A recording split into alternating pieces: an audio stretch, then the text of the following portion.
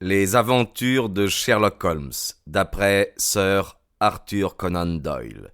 L'abbaye de Granges.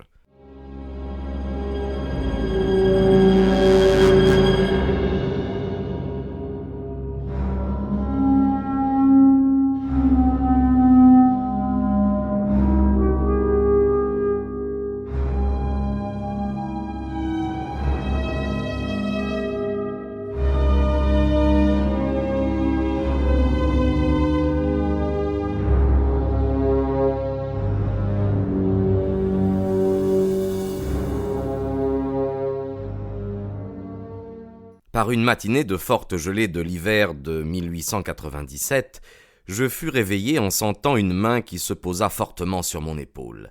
C'était celle de Holmes, qui, tenant son bougeoir, s'était approché de moi. Son visage avait une expression à laquelle il était impossible de se méprendre, et je compris qu'une nouvelle aventure commençait. « Allons, levez-vous, Watson, il y a du nouveau.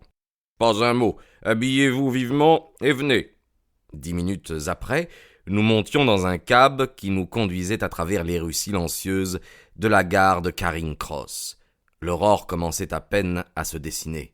De temps en temps, nous dépassions un ouvrier se rendant à son travail. Holmes, enveloppé dans son grand pardessus d'hiver, gardait le silence, et j'étais heureux de l'imiter car l'air était très vif et nous étions partis sans déjeuner. Ce ne fut qu'après avoir absorbé du thé au buffet de la gare et nous être installés confortablement dans un compartiment du train de Kent que nous fûmes en état, lui de parler et moi d'écouter. Holmes tira alors une lettre de sa poche et me lut ce qui suit. « Abbaye de Granges, Marsham, Kent, 3h30 du matin. Cher monsieur Holmes, je serais très heureux d'avoir d'urgence votre concours dans une affaire qui paraît devoir sortir de l'ordinaire et rentrer tout à fait dans vos cordes. Je me suis borné à délivrer la femme et j'ai eu soin de laisser toute chose en l'état. Je vous en prie, ne perdez pas un instant car il me semble difficile de laisser ici Sir Eustache. Bien vôtre, Stanley Hopkins. »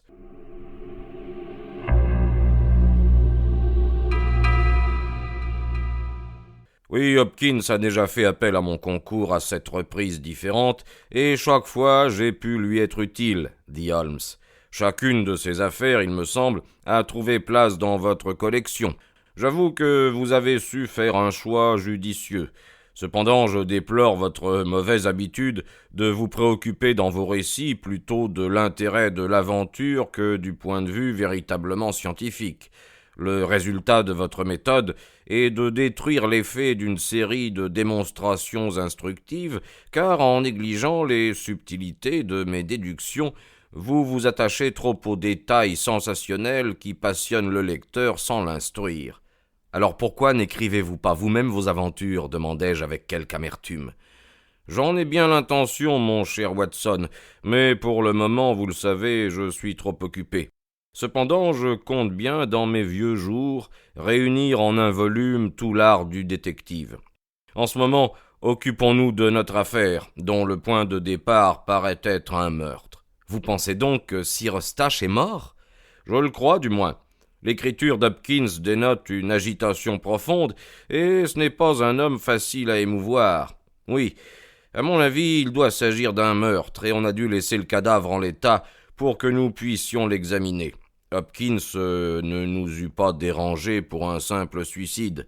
Quand il nous annonce qu'il a délivré la femme, cela semble indiquer que celle-ci a dû rester enfermée dans sa chambre pendant le drame.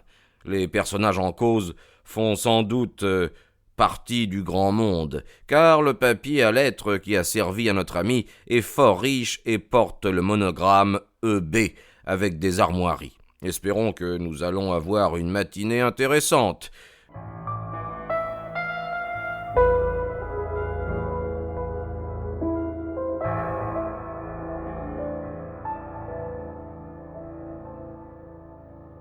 Le crime a dû être commis hier soir avant minuit.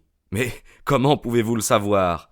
Eh bien, par un examen attentif de l'indicateur. On a dû appeler d'abord la police de l'endroit, Il a fallu ensuite le temps de communiquer avec Scotland Yard. Ah, enfin, nous voici à la gare de Chislehurst et nous saurons bientôt à quoi nous en tenir.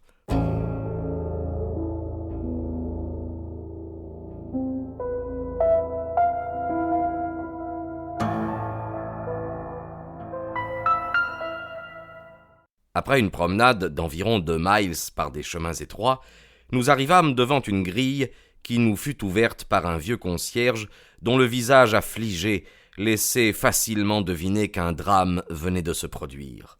L'avenue, formée de vieux ormes, traversait un parc magnifique et se terminait devant un château peu élevé, mais très long, avec des colonnades fort élégantes. La partie centrale de la construction était fort antique. Elle était recouverte d'un épais tapis de lierre, au milieu duquel de larges baies montraient les perfectionnements apportés par l'art moderne. Une des ailes du bâtiment paraissait entièrement neuve. Nous espérons que vous avez apprécié cet aperçu. Pour continuer à écouter ce livre audio sur Google Play Livres, utilisez le lien dans la description de la vidéo.